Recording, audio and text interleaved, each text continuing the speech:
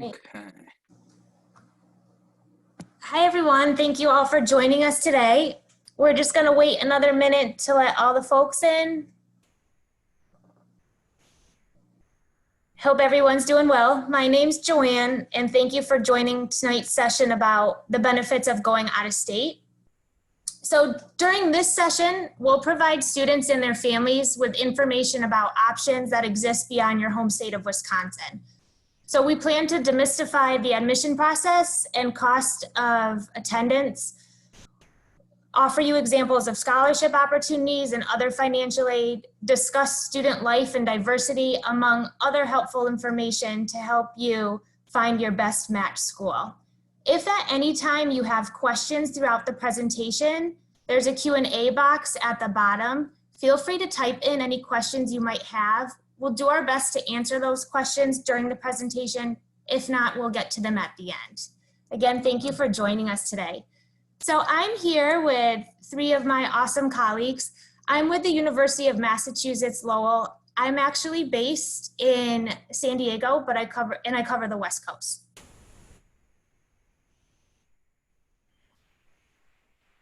Hi, I'm April Lynch with Syracuse University. I am based here in Chicago, and I cover Illinois, Wisconsin, and a few other Midwest states. I'm Vanessa Karam. I'm also based in the Chicago area, not too far from the southern border of Wisconsin. I also, with Joanne, work for the University of Massachusetts Lowell. And I am Faye Eichner. I work with Purdue University Northwest. I am also based in the south suburbs of Chicago, and I recruit in Illinois and in Wisconsin as well.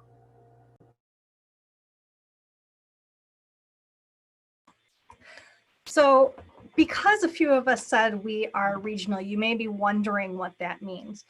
We work for an institution. Typically, they are either farther away from your regional area or they are out of state. We have an overarching national organization, which is NARAC. They are kind of overseeing the regional organizations.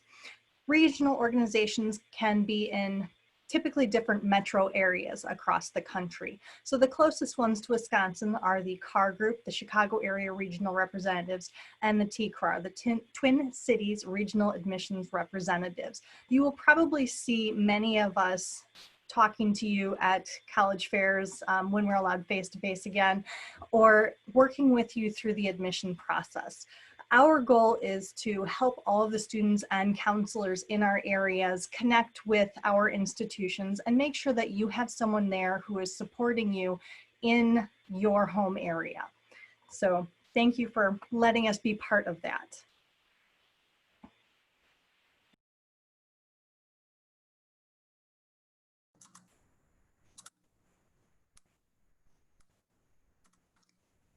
So in your home state of Wisconsin, you have 85 colleges and universities to choose from. That includes your 2-year, your 4-year, your private and public institutions. But when you look beyond Wisconsin, the choices increase significantly. Just in the US alone, there are over 4,000 colleges. If you go abroad, there are 17,000 colleges. These options will expose you to colleges of a wide variety, whether that's student population size, majors, extracurricular activities, location. Having this many college options allows you to find your best match fit, which will fit you academically, socially, emotionally, and financially. We've narrowed down about 5 different advantages to going out of state. First, choose a school where majors are not impacted. Impacted means there are more students for a specific major than the university can accommodate in the classroom and with professors.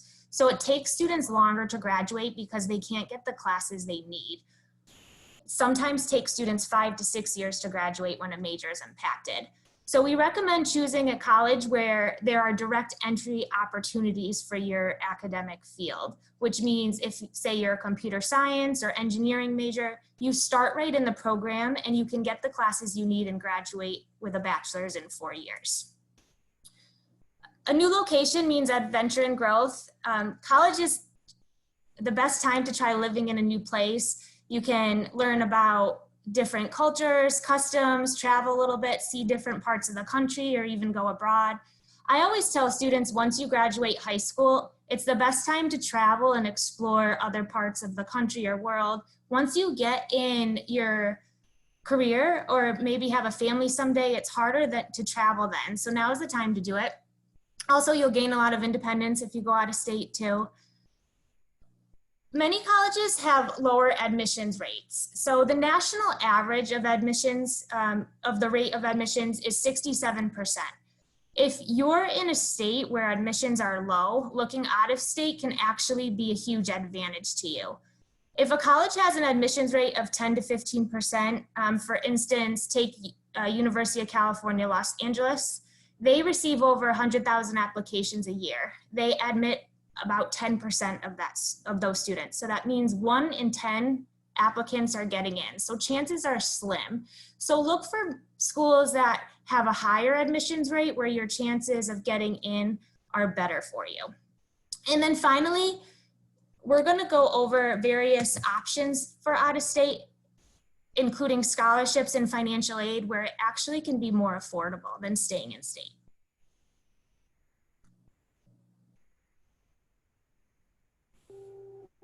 So, like Joanne was just telling you guys, we want to talk to you about the cost of attendance because we know it's very important when you're looking at attending any college. So when we're talking about the cost of attendance, we want you to make sure that that includes tuition and fees, your room and board, and a lot of miscellaneous expenses that we'll talk about in the next slide. But this is the average of one of your state schools here in the University of Wisconsin-Madison costs on average with all of the cost of attendance, $27,228. When you're looking at out-of-state public college and universities, it may seem like it's going to be a little bit higher because you have to take into some of the other expenses. And then the same will be for private colleges. Again, it's going to look a little bit higher. But unlike public out-of-state colleges, private colleges are the same rate for in-state and out-of-state.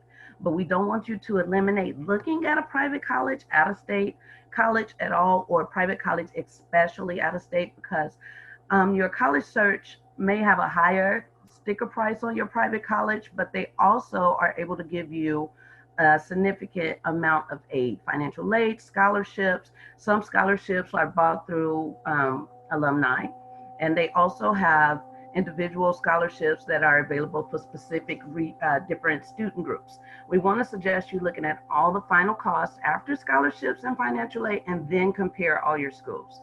There's certain considerations for other factors that are important to you, such as your major, your activities, those type of things we know that you also want to consider, but we don't want the sticker shock to scare you. So we know that there are other options out there too.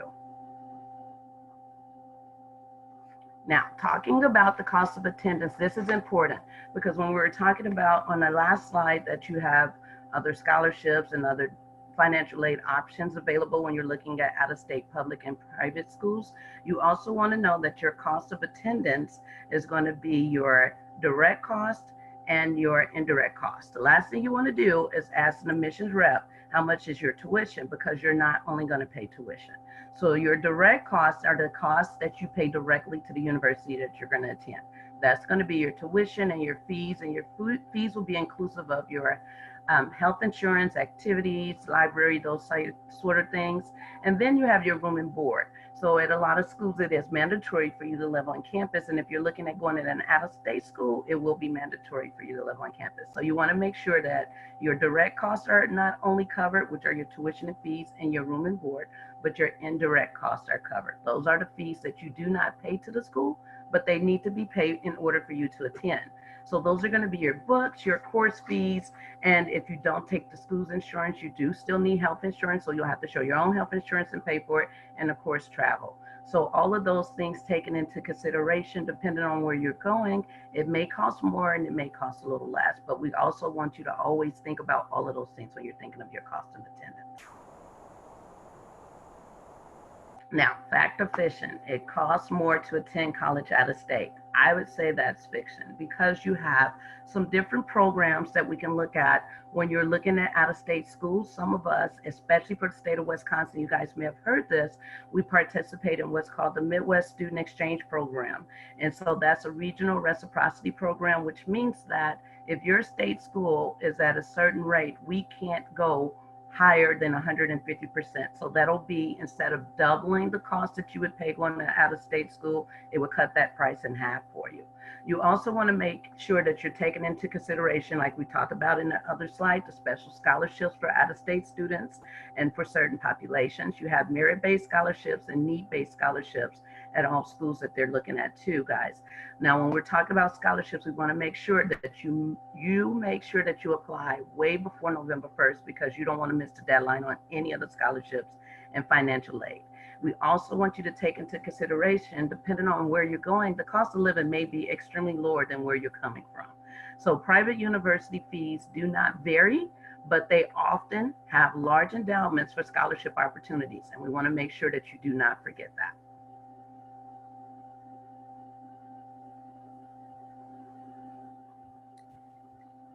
Value is important because you want to make sure your college experience is meaningful. Your end goal should be to secure a job once you finish your degree. So you want to look into the total cost of attendance, which Faye just talked about, including tuition, board, room and board, books, and meal plan, as well as any necessary costs included to travel to your university of choice. So if the college you choose to attend is requiring a plane, train, or bus ride, you want to factor in those costs at least 3 to 4 times per year for when you come home.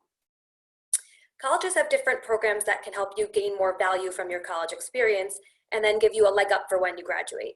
If you know what you want to major in, you can ask the college representative about internships, co-ops, hands-on learning opportunities, and especially starting salaries from recent graduates in your particular field. These factors can help you see the value in what your college has to offer you that will help you get to your end goal, which is getting the best job you can in your field. In addition, college should be a really fun time in your life. You want spending money for events that you're going to do with your classmates, going out, eating out, and other things that are going on and around campus. So don't forget to take those costs into account, because they can vary, just like Faye said, depending on where you go to school regionally, but then also if you're in a city versus in a more rural setting. Costs can vary a lot. Can I get the classes I need to graduate? We recommend that you understand the curriculum for your particular major to see the classes that you need to take over your 4 years. If your major is direct entry, like Joanne talked about, meaning that you start your classes right as soon as you get into the program, you should have no problem getting all the classes you need to earn your degree in 4 years. Can I double major and still graduate in 4 years? Sometimes and sometimes not. It really depends on what you're doing. Again, talk to your admissions counselor, or once you get to your school, an advisor at the college. Can I change majors and still graduate in 4 years? It's hard to know when you're in high school what you want to major in. Even students who know what they want to major in sometimes get to school and start taking classes and realize that it's not really what they want to do. So sometimes up to 1/3 of students will change majors throughout their time in school. If you start in a major that has a lot of electives, say sociology, and then you want to change into something that has a very structured course set schedule like engineering, it's probably going to take you longer than 4 years to earn your bachelor's degree, and that's going to add on more cost. If I get admitted as undecided, will I get into my preferred major once I decide? Again, this depends. Many programs such as mechanical engineering and nursing require you to apply from your senior year of high school right into the program. If you don't do that, it can be hard to get into some of these programs once you're already in college. Again, all colleges have advisors there and a career services staff to help you declare your major by your sophomore year and to help you get on the right foot. So you may be wondering now, what are some of the benefits of going out of state for school? Why would you want to do that? One of the biggest reasons is because you're curious and you want to know what it's like in a new area. This is one of the first times that you have the opportunity to try something new and to go away from home, whether that is 3 hours away across the border or it's 1,000 miles away and you're completely on your own. It's a way for you to start having some independence, making decisions on your own, and really gaining some confidence in yourself and how you're able to work with different situations. Other reasons are you want to explore a new part of the country or maybe a new part of the world if you decide to travel, to someplace else on the globe. It is an excellent way for you to experience different cultures as well. Another main reason students go to college, whether that is in-state or out-of-state, is to make new friends, to meet new people, to listen to someone else's experiences and learn from them and create your own with them. Not only is that great in the immediate future as you are learning and having fun with them, but a lot of the people that you meet in college will be friends for quite some time, and some of them even lifelong friends. And beyond that, they also could be a networking contact for you. So when you are out looking for employment, some of the classmates that you have in college will become people who suggest jobs or push you in a certain direction to apply for something. Another reason to study out of state is really to just learn more about yourself. What do you do when you're on your own? What kind of decision maker are you? What are some of the benefits that you see in learning to be independent as you go? And then another reason to study in a remote area, an area remote from your home, is to meet some of the experts in your field or in fields that you're interested in.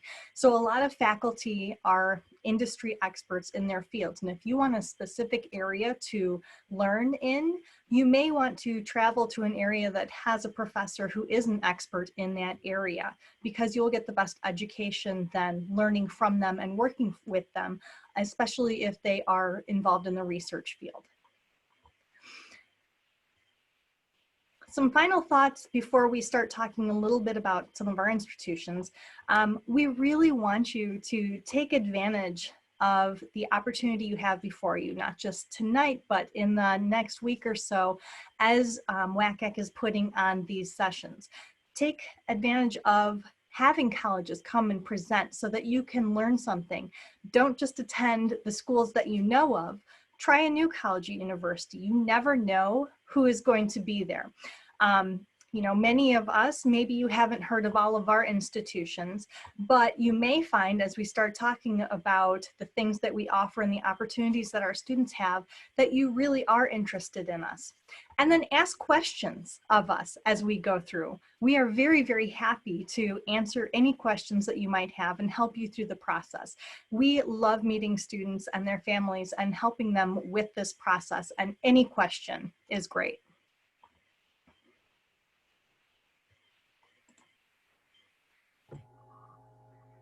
Purdue University Northwest is a four-year public state university located in the state of Indiana.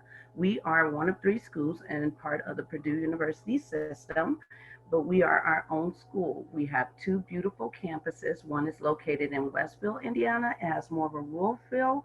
And then we have our Hammond, Indiana location, which has more of an urban feel. Together, though, we have a total of about 10,000 students, so we're a medium-sized campus.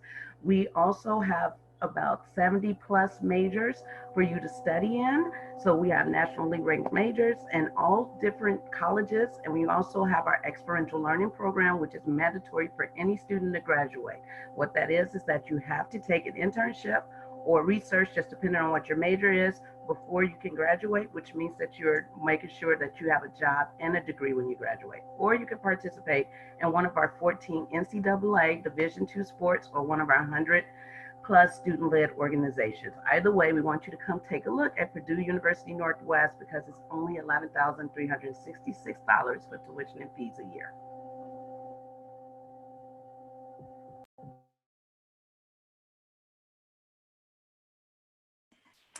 So Syracuse University is a private four-year institution in upstate New York. We have about 15,000 undergrad students and a few thousand grad students on campus. We're firmly in that mid-size.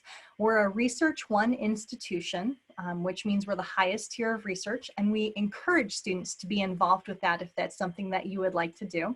We're also Division 1 for athletics. You may know us for having some really, really strong school pride. Go Cuse. We also have about 200 majors and 100 minors.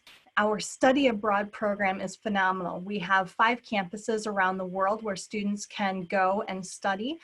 4 of the 5, you do not need to speak the language of the country, so we teach in English there. After that, we have over 60 other locations that are part of our study abroad program, where this would be the full immersion study abroad trip, where you go, you speak the language of the country, you live, in the dormitories, things like that. We have about 200 majors and 100 minors. It is very easy for you to take classes in different academic colleges. We want you to explore. That's part of going to college, is trying classes because you're interested in the subject, adding on a minor because you found a new passion, double majoring because it's something that you feel would benefit you. We also strongly encourage internships among our students. Our average student usually has 1 to 2 internships before they graduate. Our School of Business students typically have more. They might have 4 or 5 before they graduate. We value in all areas of education a real hands-on learning experience. So not only are you learning things daily in the classroom with your professors, but we want you going out and doing an internship, joining a co-op, trying something new. We also have 3 campuses around the US. So there is one in New York City, there's one in LA, and there's one in DC. These are typically tied to some of the majors, but any student can go and study at any of those locations. They are great for internships though. We have daily information sessions for general admission as well as for our different academic colleges. We'd love to have you do an interview if you are interested as well. Interviews are optional though, so I will cut it there. Thank you guys.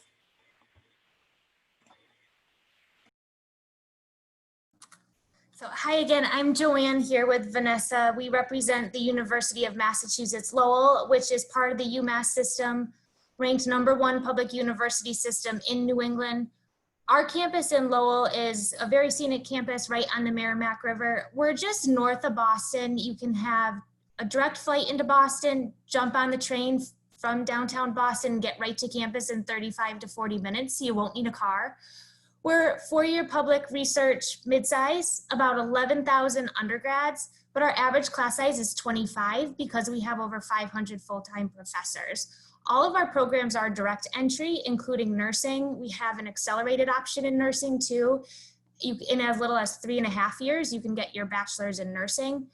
We're the first school in the country to have plastics engineering. Those students do a lot of work with prosthetics. More popular majors at our school will be anything in the STEM, business, and criminal justice. We do a lot of 4+1 tracks where you can do a bachelor's and a master's in just 5 years. We also have a You Teach track where you can earn a teaching credential at the middle school and high school level in any of our STEM areas to broaden your career base. We have great scholarships for out-of-state students. A strong B average will get you in. And we have an application fee waiver code as well as a fly-in program. We're big in co-ops, so our students spend 4 to 6 months, usually in their junior year, getting paid to work with a company. We partner with 200 companies nationally, and we have a 95% job placement rate within 6 months of graduation. So we'd love to talk to you more about UMass Lowell or any of our schools. Right now, we'll take some general questions. We'll all show our videos, and if you have any questions, feel free to type those in the chat. We'll answer those as best we can. Also, feel free to take a picture of this. If you have any questions, you can follow up with us at a later time. Our contact info is right here for you. And thank you again for joining us.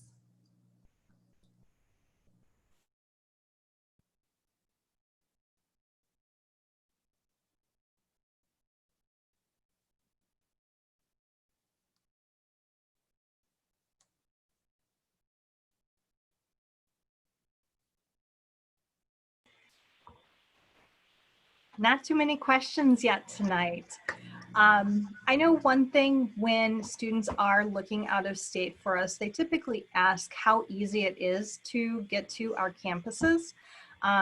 For us, it's relatively easy. It is a direct flight out of O'Hare, and I know that's Chicago area, so it's not quite as meaningful to all places in Wisconsin, but grand scheme of things, there are direct flights to Syracuse International, which is about 15 minutes from campus. And the rest of us can tell you how easy it is to get their campuses as well. That's great, April, because that is a great way. How do you get to us? So that is a good question. And far as Hammond is about 30 miles from Chicago. So you guys going from, depending on where you are in Wisconsin, you're probably about a 3 or 4 hour drive from our campus.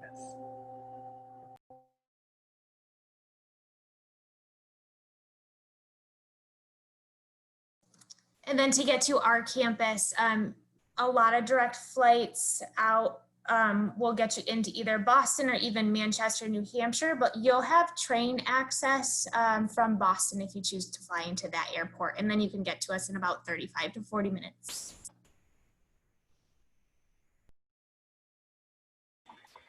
I also love to give a couple quick travel tips. When you guys are traveling back and forth from campus and you're going out of state, oftentimes it's a little bit further. Check on student rates and see how early you can book tickets, because the earlier you book a ticket, typically the cheaper it is for you to do that, especially if you're taking that in conjunction with a student rate. I know trains often have them. So if you are looking to travel via train, that's a great option as well. At one point, I do want to make to offset the costs for out of state. We often get asked if there's an additional application that you have to fill out to earn merit scholarships. Every school is going to be different. Check out the websites, talk to your admissions representatives. Sometimes there is, and sometimes there's not an extra application for a scholarship. Sometimes just the application you fill out to get into that school is the application that'll qualify you for merit aid, because we're looking at your grades and or test scores. But be mindful of deadlines. Sometimes there's various scholarship deadlines. Another thing to consider when you are going out of state for school, you are ending your first year.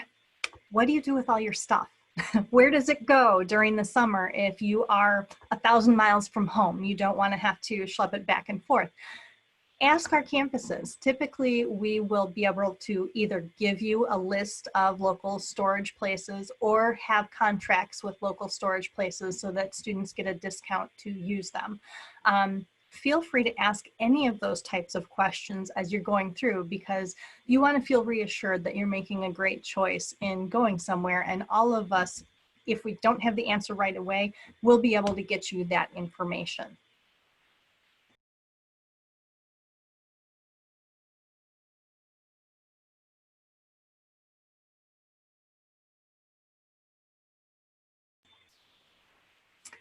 Anybody else have a question? I know there was one in there that asked about how many students we have, and a few of us answered it, but just to go over it again, Syracuse has about 15,000 undergrads and a few thousand grads. So we're looking in that 21,000 range. And Purdue University Northwest, we have about 9,100, so a little bit over 9,000 undergrads, and then the rest will be grad students. So we're right at 10,000 for our number of students on our campuses. And then at UMass, we have 17,000 students total, but 11,000 in undergrads. But our classes are small because we have a lot of professors. Our average class size is about 25 students. And we just got a question coming in. How many of your students do 4+1 tracks? So for those of you not familiar with the 4+1, it is an undergraduate degree with an accelerated additional year that gets you a master's degree as well. So you're going 5 years to get both degrees. For us, probably a third of our students will do a 4+1 type degree. We also have a few that are 3+3. So we have a business and law school degree that's a 3+3. We have a physical therapy degree that is a 3+3. And it's something that we encourage you to look into before you enroll on our campuses, because for us at least, you do have to apply directly to that accelerated program and be accepted to it. You can't just enter as a first-year student and say, at that point, I'd like to enroll on this fast track. So knowing that's something that you'd like to do beforehand is really to your benefit. And again, ask those questions of us and we will gladly put you on the path to finding those extra applications for the accelerated programs. And similar to Syracuse, we have about a quarter or a third of our students that will opt into the 4+1 tracks.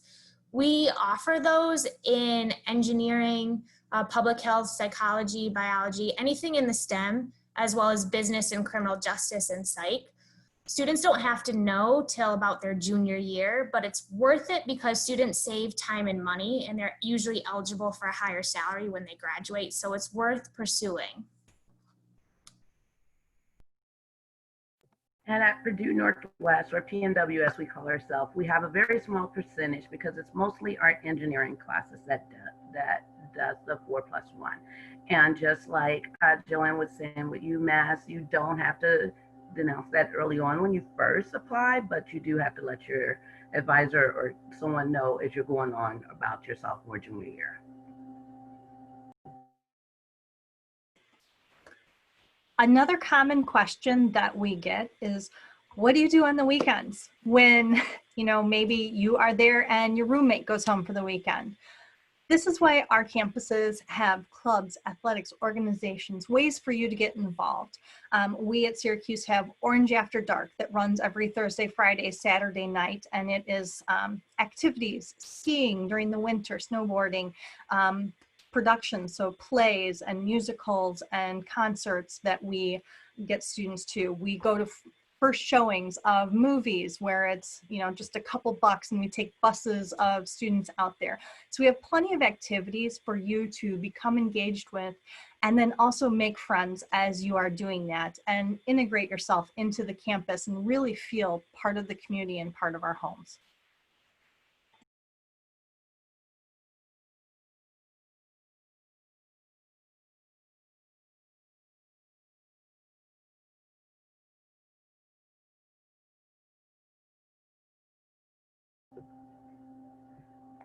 Another big question that I was going to throw out there, because I know it's a little stagnant, is are we test optional, guys? So for us, we are test optional, and I'm going to let my colleagues tell you about them. But for us being test optional, that means because there are some students that have still taken the test, we will accept it, okay? But if you mark that you want to be test optional, we're not requiring it. As far as our merit scholarships, we may ask for a little bit more, but as of this point, we are still looking for a test score for some of our scholarships. UMass Lowell is also test optional. Our merit scholarships, if you do not submit your test score, will be based solely on your GPA. But we have many students who do apply with no test. We require a short answer essay in lieu of that. And Syracuse University is also test optional for this year. As far as, so this coming year, fall 2021, any student applying for that is test optional. After that year, we will reevaluate and see if we need to go test optional again. It will be in an ongoing basis for us if that test will be required after that point. But just like the others, we have other admission criteria that we're going to be looking at when we look for acceptance for a student, whether that's your essay, your transcripts. We're looking at the classes that you've taken, the caliber of the classes, the grade trends, then your short answer questions. Again, I mentioned we have optional interviews. It's another additional piece that we can look at. So there's plenty of information available to us that we can base decisions off of. So please don't feel any pressure to go and try to take a test for any of us. We would rather have you guys be safe and healthy than attempt a test that is unnecessary at this point.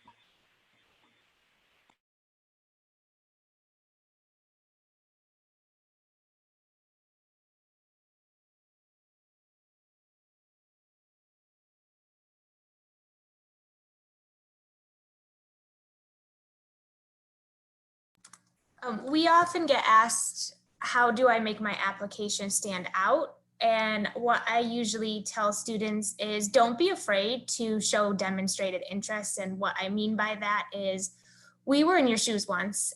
Don't be afraid to reach out to us, send us an email or two, let us know you're interested in the university.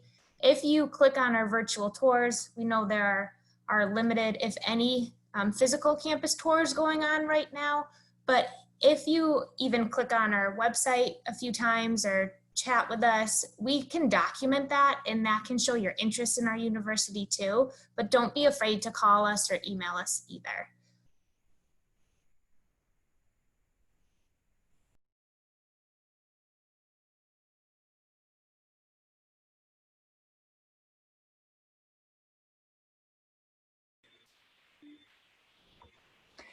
Well, we are probably all feeling a little zoomed out lately with classes being online, college visits, everything like that. So I think we're probably at the point where we're going to wrap it up tonight. We thank you so much for joining us, and we encourage you again, reach out with any questions. All of us and all of the other college reps are very, very excited to meet you and answer your questions. And thank you again for joining us tonight.